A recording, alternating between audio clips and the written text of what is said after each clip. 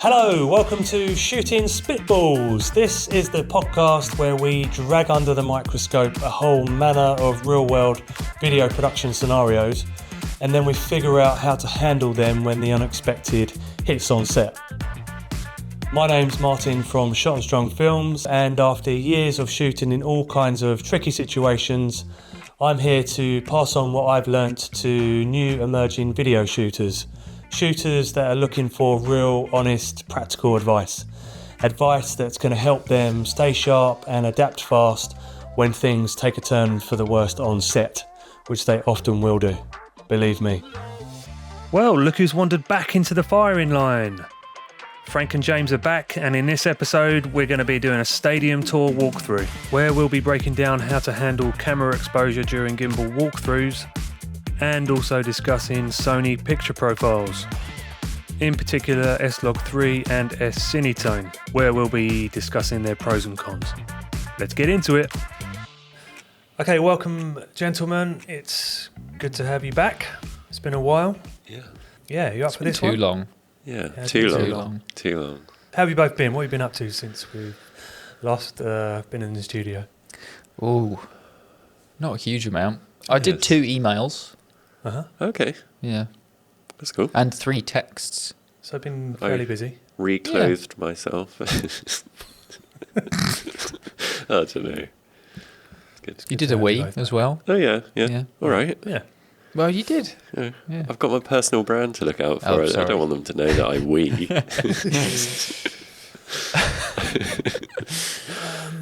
So for the people who haven't seen you both on previous episodes, would you like to spitball about yourself, James? Oh, man. So I am James Travis, and I run Travis Digital. So filming, a little bit of photography, but mostly filming and editing, marketing campaigns, promo videos, some music videos, that sort of thing. Yeah. Lovely. And you, Frank? I'm Frank Hammond. I am a cinematographer and also lighting gaffer. And I also run a lighting rental company called CFL, which stands for Complete Film Lighting. Or Nice. you can come up with something funny. Lots of people do that. Oh. Frank, do the honours. Let's have a look at the first slide. What noise shall I make when I press the button? Oh. You can't afford sound effects. We have to do our own. Is that the... Boink! Oh, okay. The ocean. The ocean. Yeah. A crowd of people in an ocean. Oh, I see. That is that the crowd? Kind of sounded like a That- ghost it was army supposed out to of be a Lord of the crowd. Rings or something. It does sound like when you put a shell up to your ear. That sound. Okay. Interesting. If you watch the last episode, we were talking about yoga, and that's the type of thing that people who do yoga do. Yeah, they put shells up to their ears and find inspiration in nature. Do give that one a watch. Yeah, Oh, please. listen. The key word was amalgamate. Amalgamate. Yeah. What's the word for today? It's like Sesame Street. We've got to find it. You've got to find it. you got to find You can't the word. dictate Dig it the out. word. Yeah, of course. Yeah, we'll keep an eye out for that. Cool. Or an ear. Hmm. Right, where are we? What stadium is this? No one knows because it's generating in Mid-Journey. It will take our jobs, but that's fine. Yes. For all the Oh, yeah. newbies out there. We'll be all right. So we're at a major sporting event. We have been asked, commissioned, whatever you want to call it, to do a behind-the-scenes tour of the stadium and its facilities. So let's have a look at the other slides, see what we're dealing with. We're going to go into the Boink. very, very wooden trophy room Okay. with many trophies. Yeah.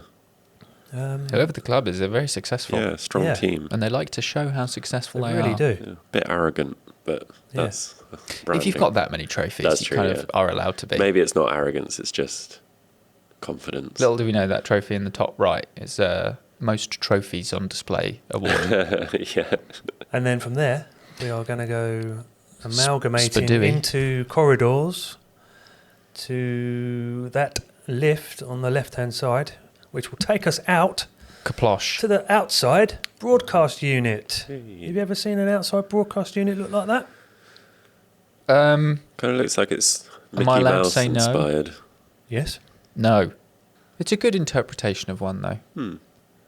Yeah, it was the prompt could have been stronger. But, Good dishes. yeah, Good dishes. Good dishes. Yeah.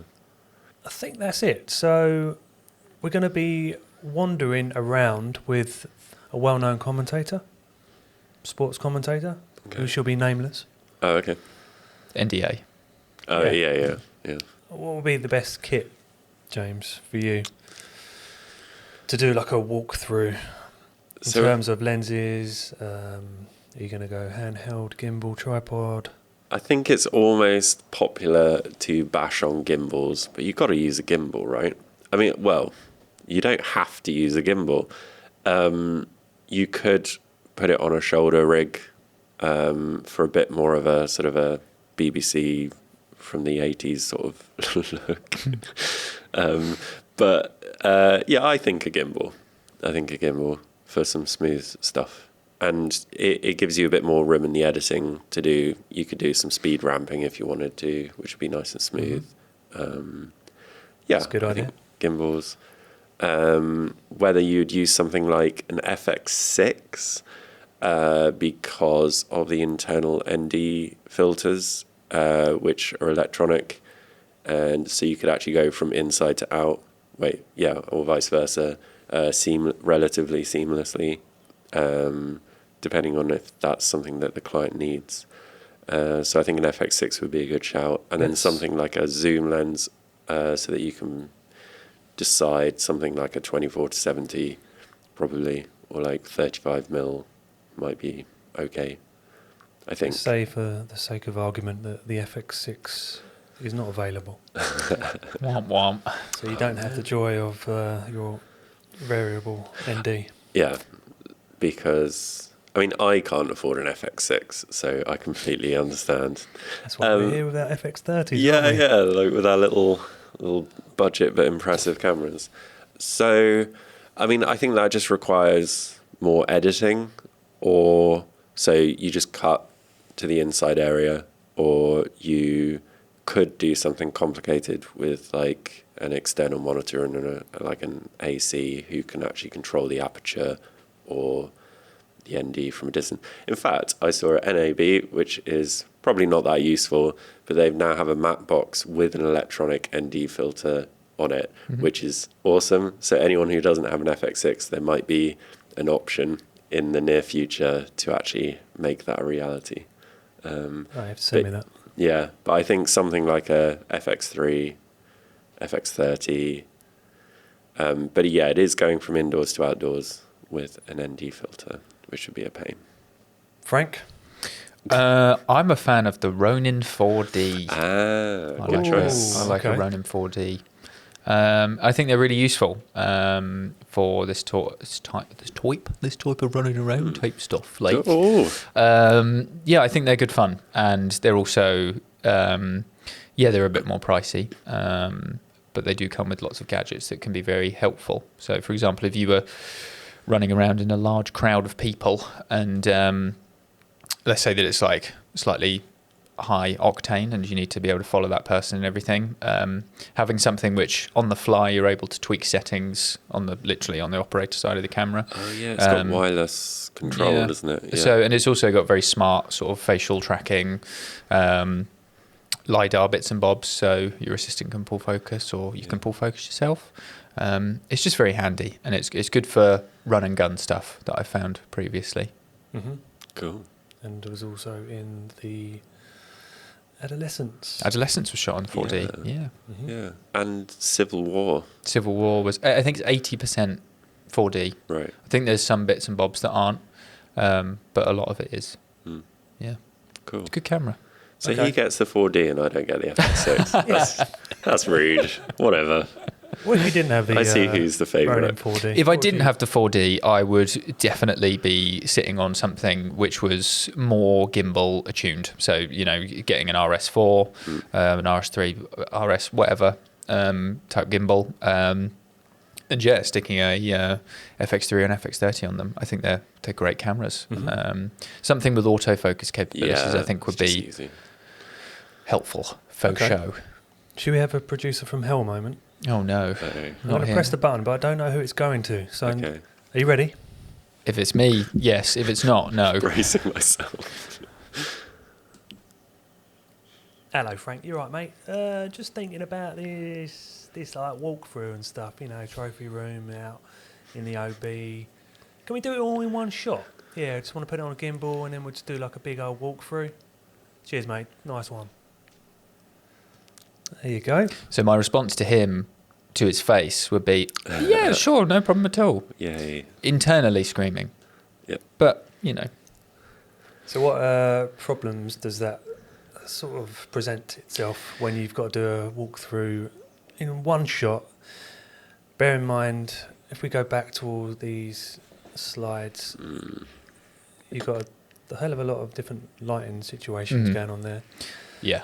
And shadows and whatnot. Yeah, what are you thinking? Well, yeah, like you say, I think the biggest issue with this is going to be the variable nature of the exposure. That's going to be causing some pretty big issues. And if we're not allowed something like the FX6, which has the variable ND stuff. I'm going to give you the FX30 on this one. The FX30? Yeah. Okay, cool. I think there are definitely certain things that you are able to do with good amount of preparation. Like we're saying with the sort of variable ND stuff that's beginning to sort of arise in terms of remote control of those things. You might just have to get clever with it and think on the fly. So it's all about compromise, isn't it? In terms of, yes, Mr. Producer Man has said, can we do it all in one shot? And you can say, yes, but there are certain things that we might have to do. For example, there might be a point in which you might reach the outside and then have to pause ever so slightly so you can twist a little variable ND thing that you got on your lens or something like that. There's lots of different types of things that you can do. And, another option could be having a conversation as to whether or not it has to linearly be one shot or whether or not it just needs to feel like it's one shot. So that could be a case of, hiding a wipe in a wall or something. So what I mean by that is if you're passing a wall and then obscuring the entirety of the frame, allowing you to cut, and then in the edit emerging from total darkness. So in the edit you can hide that wipe. That might be a possibility as well, depending on how lenient Mr. Horrible Producer Man is feeling. I've seen, if you ever watch Birdman, where sometimes Tom they'll Cruise walk up. No, Michael Keaton. Emma Stone, Michael Keaton, in a theatre in New York, I think it was. And like sometimes they'll walk into the lens almost, and that's where the cut will be, or it will like do a whip pan, and that's where the cut is. Oh, I see. And so they hide the cut, but it feels like one shot. Yeah, so watch that if you want that inspiration. Yeah. Is there a case for using auto ISO? I was thinking that as well, because I think Sony cameras, you can set the range at which the ISO fluctuates. Interesting. The FX30 should be fine. So it's got a base ISO of 800 and 2500. When that should be, I think, basically the gradation between those, whether it gets really noisy or not, which a lot of the base ISO cameras is a bit weird. So like the FX3, A7S3, 800 to like 2000 is fine, but then from 2000 to 10,000 is like unusable, and then it's like clean at 12,800 again. So that would be complicated. And they don't have like a setting, as far as I know, to like get over that fact. So depending on your camera, you can just set it to auto ISO between certain ranges and let it run. It could also be a case of potentially using multiple different things to make things work. So if you're shooting, let's say, a fast zoom lens, which opens up to a T2 or something, then there could be an option for when you're doing those outside bits, closing all the way down to, T22 or something crazy like that.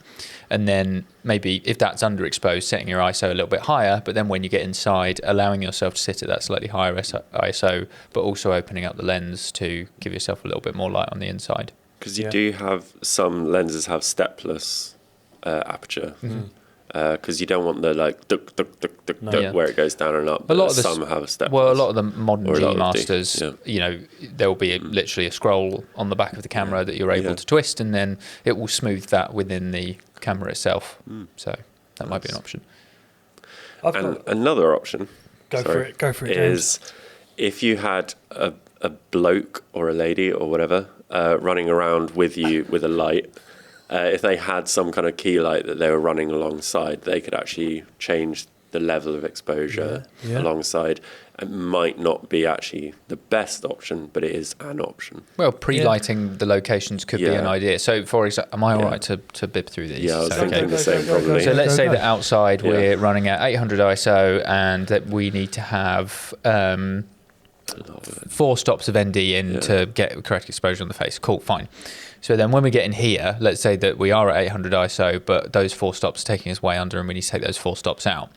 So the option could be that if you're mapping out your course of the tour in that room, you could already have that room pre-lit so that you are sitting at the correct exposure level when you enter that room. So you reverse it essentially. Yeah, exactly. Yeah. But because, I think in sort of like a creative stance, as long as you're reaching a point of equilibrium of exposure in the point where you need to reach it, it doesn't matter if you sort of come in of bits of light and dark in the midst of that during that journey, as long as you're, making a qualified decision when it comes to the journey. Because I think there's a term called like 360-degree lighting, where it's like essentially the environment is like lit, but even if you move wherever you move the camera, you can't see the lighting, but it is there. So a lot of top down, or you could bolt things into the corner of this room, and then so when they walk into that space, they look properly exposed.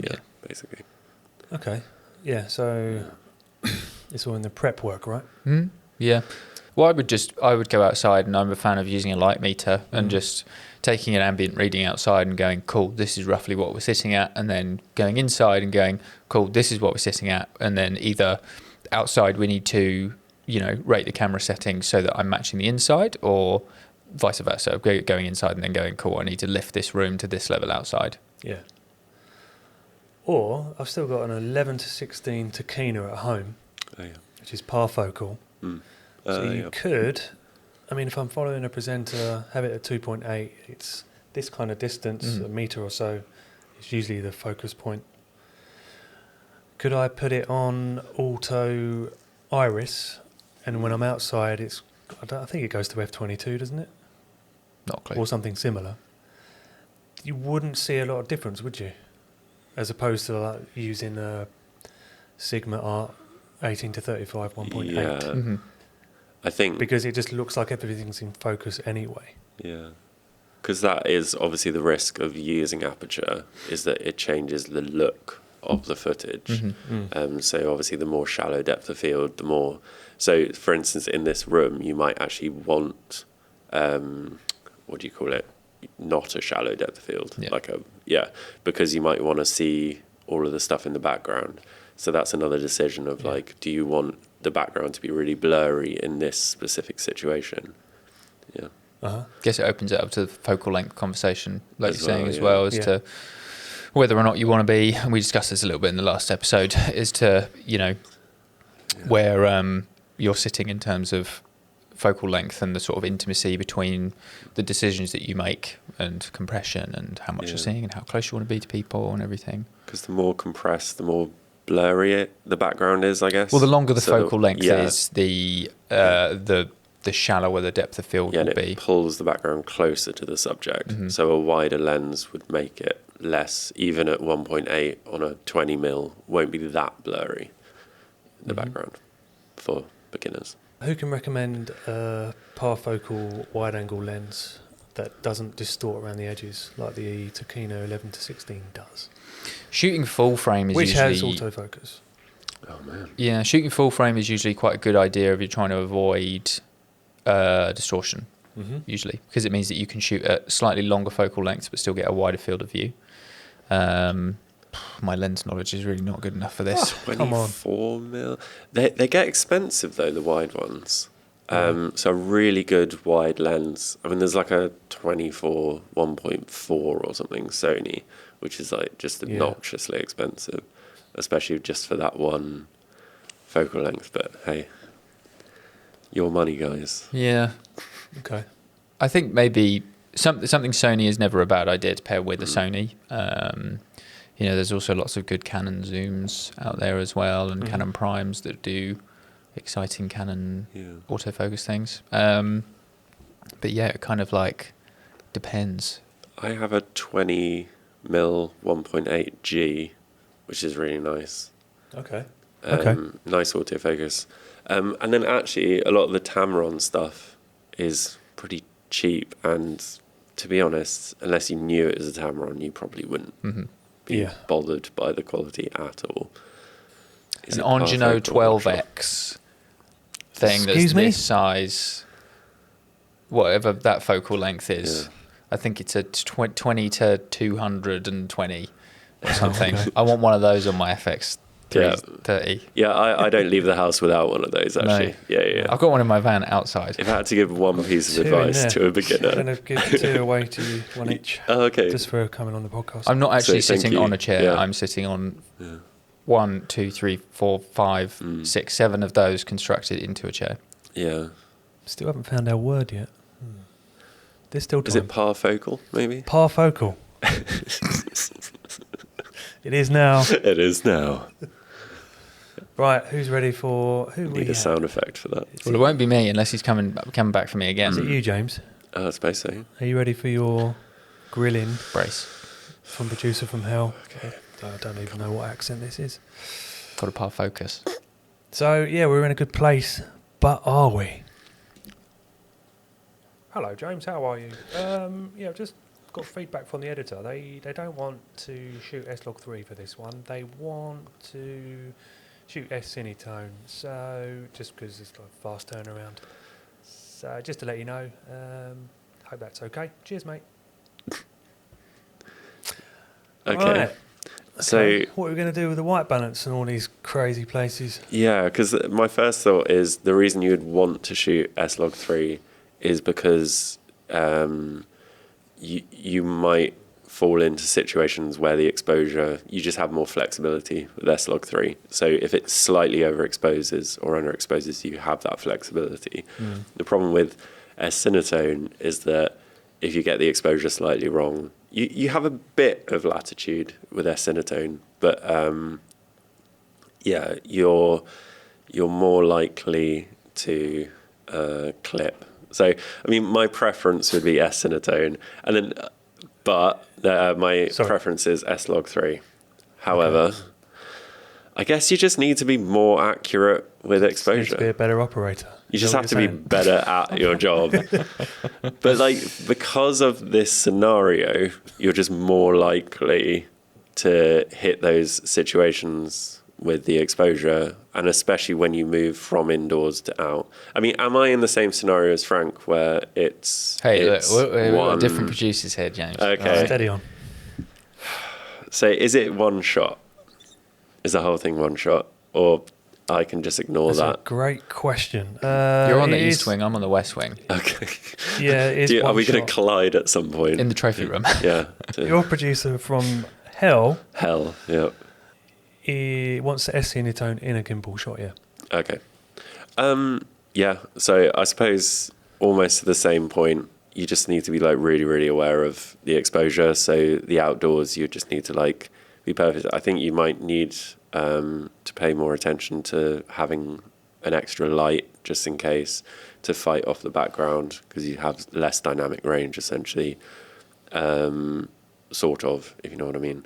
And then, yeah, once you go indoors, you're just going to need to, as you say, when you walk into a room, you want that exposure level. And maybe it's a matter of cutting a bit more or hiding cuts as well. Could be a good way of doing it so that you can change the exposure as you walk in the room. I think white balance was a thing as well. Yes. You've got to be careful with that, especially if Very you're not good shooting point. a log format. Yeah, because this room is incredibly orange and you kind of want to work with that. So, I think it's oh brown. yeah, blue. I think it's brown. It's brown. You said your shirt was orange, and I think your shirt's brown. Oh, really? Maybe I see different shades to you. Oh, I mean, I would say it's kind of, it is a woodish orange. Yeah, just to let you know, you have ginger hair. I don't know if you've ever noticed that. I thought it was brown. I haven't said fuck yet, but fuck. Yeah. And we're both going great. Yeah. So there you go. Yeah. So, Yeah. can't complain. Yeah, so the white balance is another thing. You can put it on auto white balance, but it gets confused a lot. So you don't want it throwing in bits of green and magenta as well when things are going to get confusing. It sort of gets confused. Sometimes it like hits it perfectly, and then it goes, you know what? Actually, let's make this green. Someone like, walks past in an orange shirt, or a brown maybe. Yeah, burnt terracotta. Can we get like people to call in and just sort of judge what colours? Call in. Yeah, I don't know what year it is, to be honest. Oh, we've got Fluorine on the line. Yeah, yeah. So white balance. Basically, I just think you need to cut more often and change the white balance. I actually don't know if you can change the white balance remotely, and I also don't know whether that's a good idea, unless you know. Or like mid-take. Yeah, during a shot. I suppose you could. On an FX30?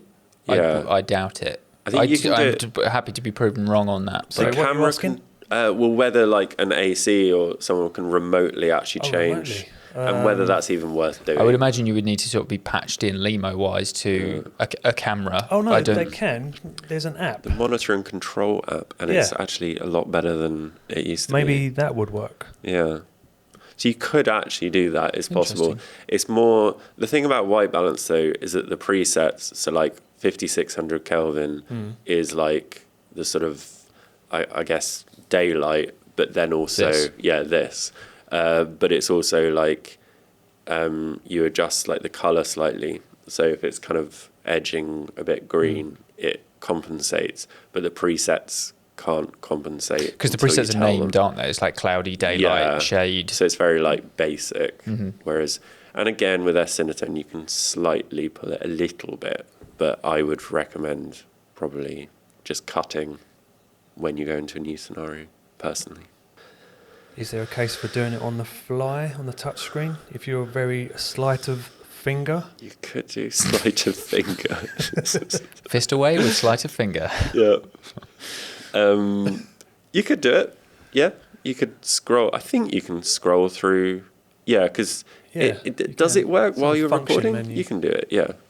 You could it's a bit annoying, though, and it like introduces more opportunity. But I think if you're going to change it wirelessly, I'd use the monitor and control app. You can do it. Give it to the producer from hell. Yes, and he'd be like... They're not going to know how it works. He knows what s-cinetone is, though. That's already impressive. But is that just because the editors told him? Maybe, yeah. Yeah. Not everyone knows what S-log is, actually. That's a bit annoying. So do you think auto white balance works the same as in shifting from magenta to et cetera, the same as in when shooting S-log 3 and in s-cinetone? I guess it is.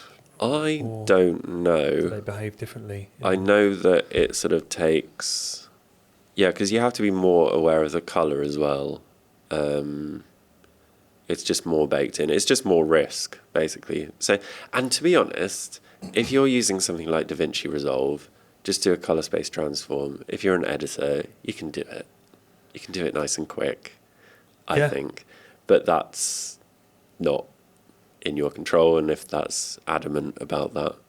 The takeaway is probably if you can't shoot a more uncompressed codec, you can't make as many mistakes, so you have to be more careful. Exactly. So if you are just starting out, it's a good idea to shoot something which is uncompressed, so then you can understand what you're potentially doing wrong in post. So, you know, if, let's say, I have never touched a camera before ever, which could be an entirely... We could be lying to you. I don't know what I'm doing. My name's not even Frank. But let's say that I then go and shoot something, and I shoot in S-log 3, and I bring it back, and I go, I just pop a LUT on it, and I'm like, why does this look so rubbish? I can then understand my mistakes down the line and go, cool, all right, I won't do this next time. But if you were to shoot something like s-cinetone, s-cinetone, that's the word of the day, s-cinetone. If you were to then shoot that and then make those mistakes, you might not be able to tweak that and make it right, so you're not going to be able to learn off of the back of that. Yeah, because I actually think So I don't have like a formal education, and I just learned it all on my own. Yep. Oh, yeah. There's a ladybird in the house. Oh. There is. Is that good luck? Did you not see it flying around earlier? Maybe. I don't know. Was I giving you a high five and you didn't want a high five? No, I wanted a high five from both Yeah, of you. yeah, I thought you were getting jealous. yeah. Separating He's like, us. no. You're supposed to be in competition. So I am. So what are we high-fiving? I'm poorly educated. I have no education. I'm self-taught. I have no education on things. So I have education, but I'm self-taught. So there were stupid little mistakes that I made that were like little breakthroughs and little, oh my gosh. Like, so if you work under someone or you're an apprentice or whatever the system is, or you go to film school or whatever, things like white balance are like, oh, I didn't realize how important that was. And so like within the first year of like filming, you go, you learn that mistake quite quickly, and it's quite painful because especially back when I started, which was like A7S. Well, I mean, I had a Canon 650D when I first started, and then like moved to an A7S, which had like S-Log 2, 8-bit.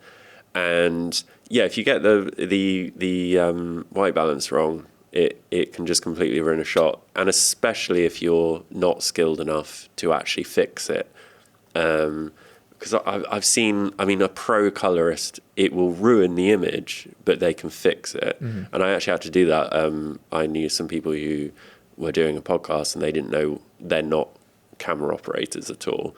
And they sent me this stuff, and it was like, they baked in the focus assist into the camera. Ouch. So it all had a green line around it, so you have to like isolate the green and pull down the green, and then of course it goes really noisy and it almost looks like kind of a film stock from like the 60s or something, but it's better than like a Green Man kind of situation. So having the skills to fix it is also not going to be you're not going to be able to fix it. So doing lots of tests and like just becoming aware of those sort of things is really important. And just practice, and put yourself in weird scenarios. But Don't of course, be afraid to make mistakes as well. I think, perfection is a concept. Like, the reason that you don't do things again is because you did something wrong. Yeah. So, if you were to make a mistake with color stuff, you don't do that anymore. Yeah. Because you did that before. Do you know what I mean? Yeah. It's like, I remember one of the first music videos I ever shot. I was shooting on a Canon C300 Mark II. Oh, crazy! And I was unacceptably excited to shoot 4K. I was like, this is so exciting, so exciting. And then I got the footage back home and I shot it all in 1080 with the LUT baked in. And I was like, probably should have checked those settings. So you almost had the s-cinetone scenario without realising, so you weren't paying. Exactly. Yeah. It sounds like you were too overexcited, Frank. We were on a beach and it was absolutely pouring down with rain, and the lifeguard kept going, you can't film yet, you can't film yet, you can't film yet. And then he was like, cool, you've got 10 minutes to film everything you need to film. I went, great. Cool. So I just picked up the camera. You would have thought that in the 5 hours that I was waiting for the rain, I would have checked the settings, but... That is the worst. Shoulda, coulda, woulda, or whatever. 17-year-old Frank didn't fancy that. No. So lazy teenager, bad attitude. But look, over this last week, I've learned so much. Yeah. I'll be 18 in May. Before I tell you my cock-up, which I did years ago, if you had to choose one white balance value, Kelvin value, to do that whole thing, what would you go for? Let's say it at the same time. Ready? Because I've got a number in my head. Okay. Okay, ready? Do you want me you can count down if you want. Wait. Or are you going to say... Okay, I'm ready. Okay, ready? 3, 2... This is going to be funny. All right, go on. 3, 2, 1. 4,500. Yep. What did you say? 4,500. Yeah. You say 47? Yeah. Weirdly, 47 is 47, probably actually a pretty good choice. That makes, Depends I mean, at the end of the day, right? it does matter what lens you have, and it matters what. It matters if you're Works with my shooting lens. something like Cine something. Did you actually shoot this? It's like, No, that's Mid-Journey. yeah. Okay, cool. Yeah, it's tough, isn't it, when you have to do something like that? If you were locked into it, because at the end of the day, you're actually realistically going from, because this probably isn't 5600. That sun looks quite. I know this is just a reference image. Yeah. But let's say that this is quite sort of sunsetty warm. Yeah. Like you're probably tuning slightly more towards 4000 kind of idea. So this is probably nearer 32, and then you've got like this is like 6000 Kelvin. Yeah. So you've jumped all the way there, and then this is slightly nearer 5.6. So you've got a very wide breadth of color temperature there, which you have to sort of basically figure out what the lowest one is, figure out what the highest one is, pick the one in the middle. Something in the middle, and it will be fine. It'll be acceptable. You can dial in your white balance on the FX30s, FX3s using flexible ISO. Can you do it in Cine EI? Not a clue. I actually just use flexible ISO. I know that. I feel like this might be a side note thing for I think you to a pop lot of in. cameras, you can only shoot 32, 45 and 56. Oh, cameras wise. So as in like picking the white balance. Yeah, you have to sort of lock it in. Well, that used to be the stuff with the FS7 and all that, but because the FX6 you have like a slider The where FX6 it's do a what you want. preset. You Yeah, can do yeah. what you want, but you Yeah. also have the preset switch. So if you want quick, does the FX30 only lock you into 3? No, I don't think it does. Yeah. I'm Yeah. saying What? that other cameras like that one right in front of me. The FS7. Yeah, Yeah. does. It's an old Interesting. broadcast thing, I Yeah. think, Yeah. isn't it? That's right. Because Yeah, it just depended if you were outside, if you were inside on location where it was lit with 3200, or if you were on set in a studio when it was lit with fluorescent stuff. and the thing is, it's not about, for things like broadcast, it's not about perfection, it's about practicality usually. So like cinematography goes more into like let's get the perfect white balance. Well, Everything goes wrong. TV, they don't when have it's it, do being they? broadcast, Yeah. right? They've got lighting directors, Yeah, but they don't have cinematographers, do Yeah. they? Yeah. yeah. Grumble. What did I learn on set? 2010, I did a green screen shoot for the opening intro for Towie.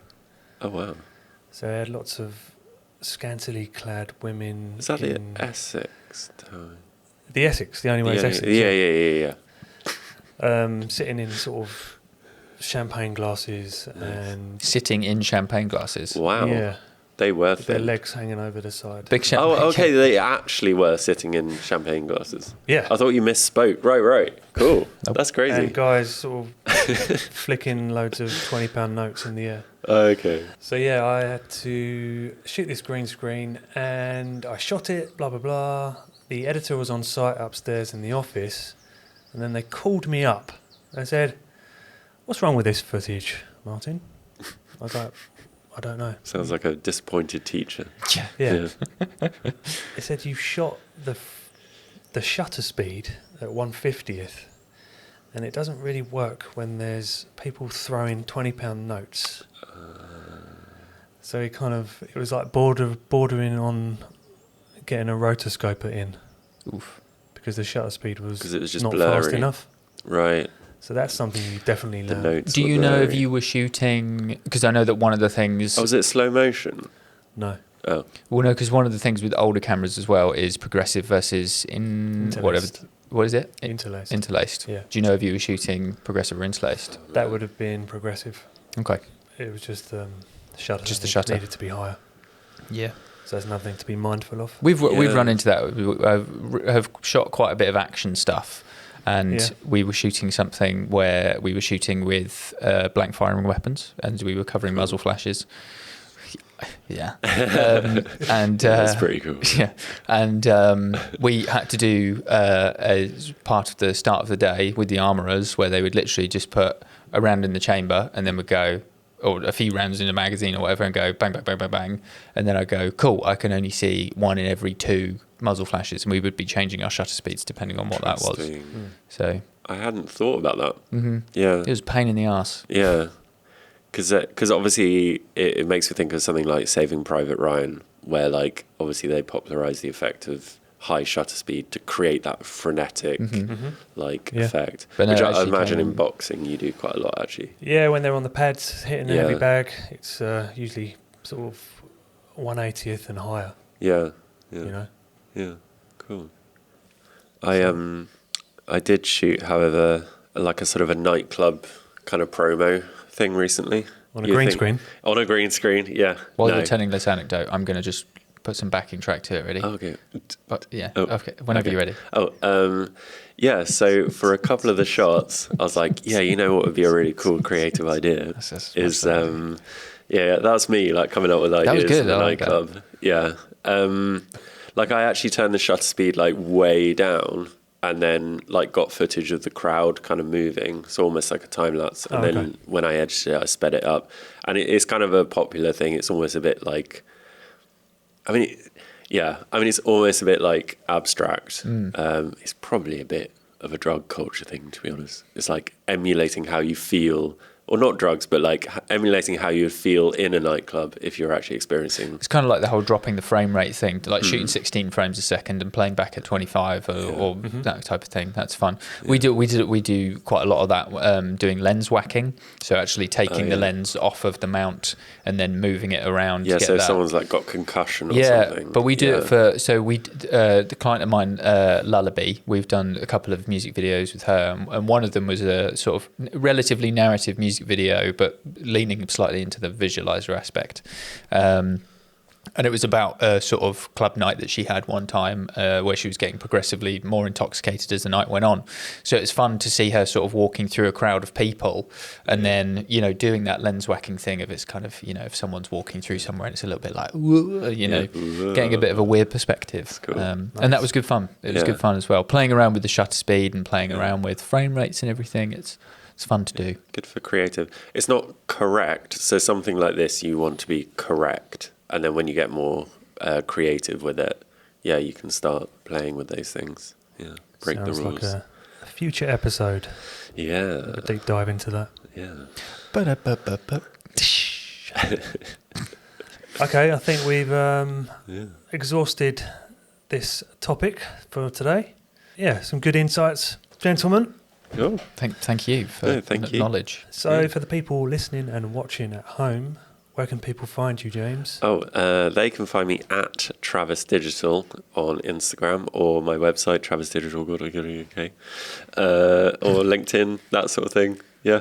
Nice. Or they could just, find you at a cafe in Tunbridge Wells. Yeah, drop your address. Yeah. Cup 109, Tunbridge Wells. That's a nice place. I'm not going to drop my address. And Frankie boy? I am at Frank_Hammond on mostly all platforms.